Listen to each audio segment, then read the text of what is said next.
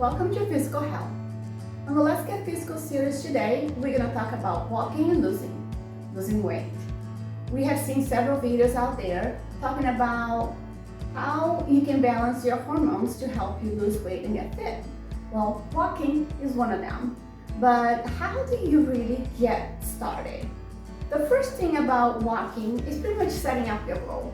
What are you trying to do? Are you trying just to get fit, to lose weight, to tone your muscles?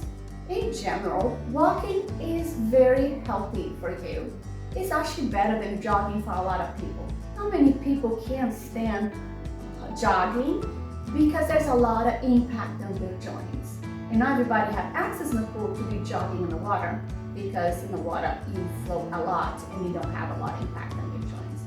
But if you're walking on the surface, you kind of want to start slow.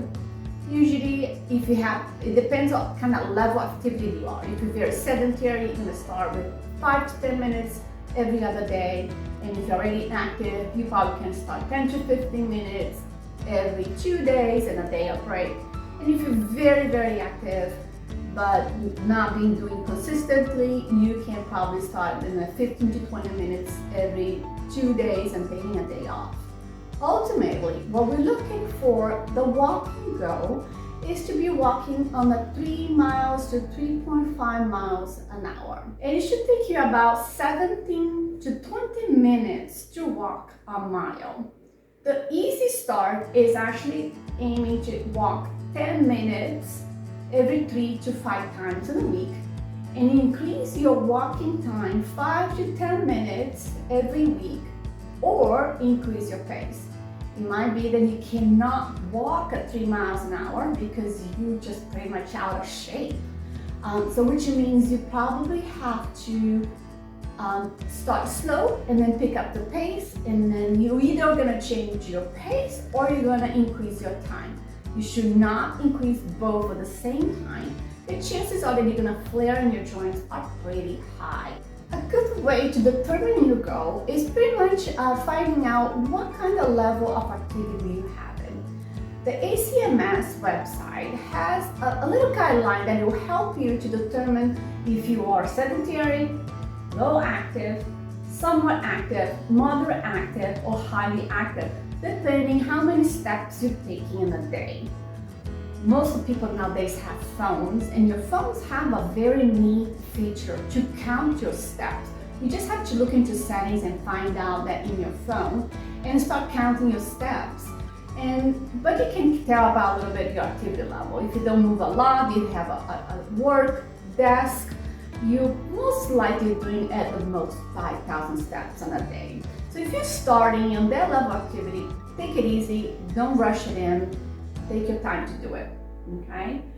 Another way for you to monitor your walking is by calculating your max heart rate and starting about 50 to 60% if you're very sedentary.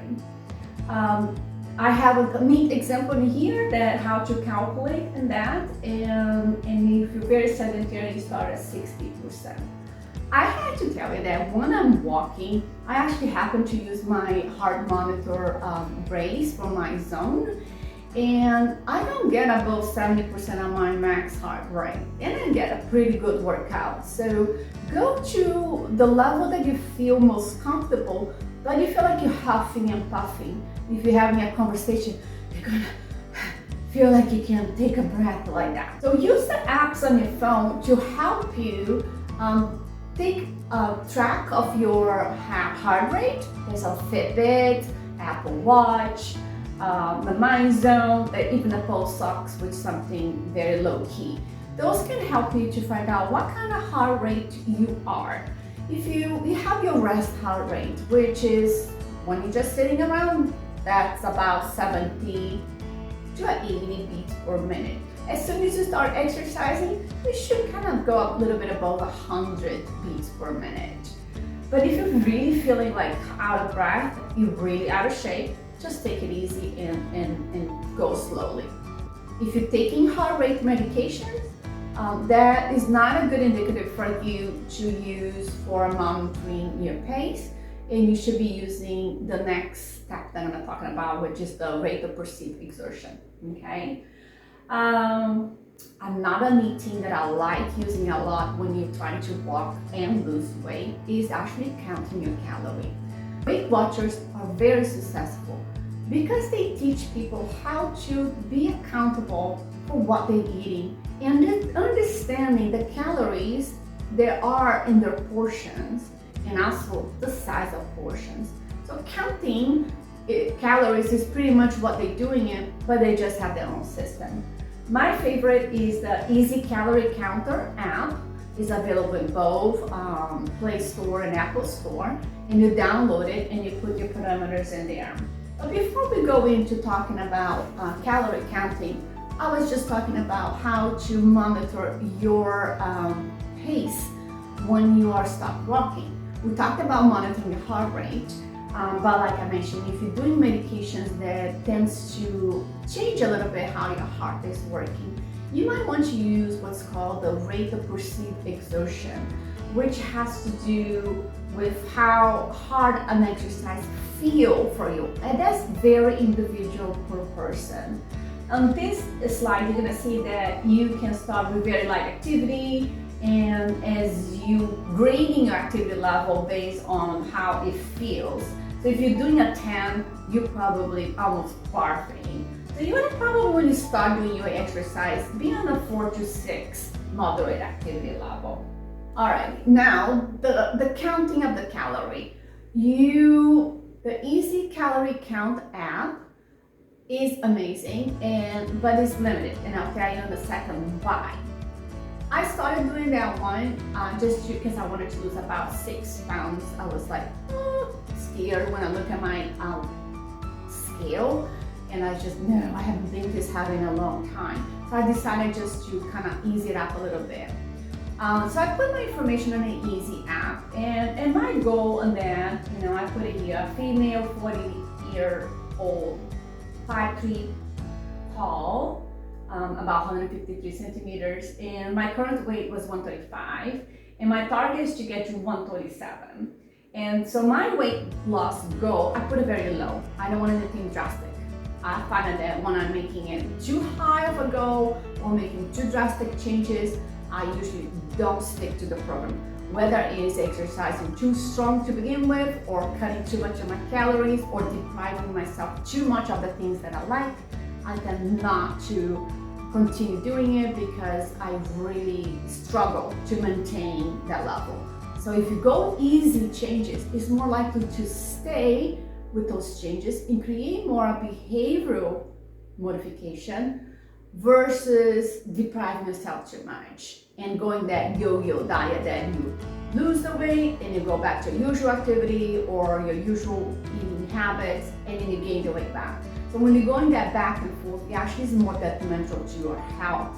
And if you're doing these easy changes, cutting back your portions, cutting back a little bit of the high calorie content food and increasing your activity level just a little bit, you're more likely to stick to that habit and lose weight in the long term, but maintain that weight loss, okay? So my total weight loss goal on this calorie was about 8 pounds, and the activity level for myself, it is moderate according to the guideline of this Easy app. And my meals, they calculate it for me. That's the neat thing about this app. It just tells you how much calories you should be taking on a day if you wanted to lose the weight. It's about 1,500 calories. On my daily walk that I put it into the exercise activity in the app, it would tell me that I burn 122 calories for that walk. However, I did the same activity level using my zone, which is a monitor, a chest monitor that it kind of check your heart rate. I don't take any medication, so that's accurate for me to use it.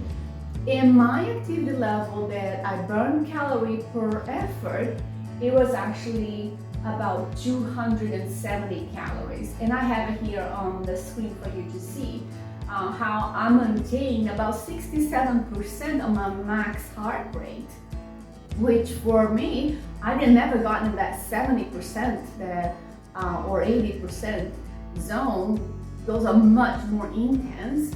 But staying on that 60 to 70% was very easy for me to maintain. It was not too difficult, and I was able to do it regularly. That's the most important thing about walking. You consistently doing your walking program. And I also, in terms like how I lost my weight, so in a 6 week, I lost about 6 pounds. So I lost more than what my goal was only half a pound per week. I lost about a pound per week. I'm currently now going up and down about 128, 130. It all depends how much I eat, how much I drink. I do weigh myself every day. That's how I monitor my weight gains. And there's that fluctuation of 1 to 2 pounds daily is totally normal. But walking is not the only thing I do. I also do gardening once a week, very heavily. I'm sweating and huffing and puffing and cutting and mowing it. So those are my activity levels that helps me to burn out a little bit extra calorie. I do the cardio weights of the upper and lower extremity zone, which I have in this channel as well on the Let's Get Feezycal series.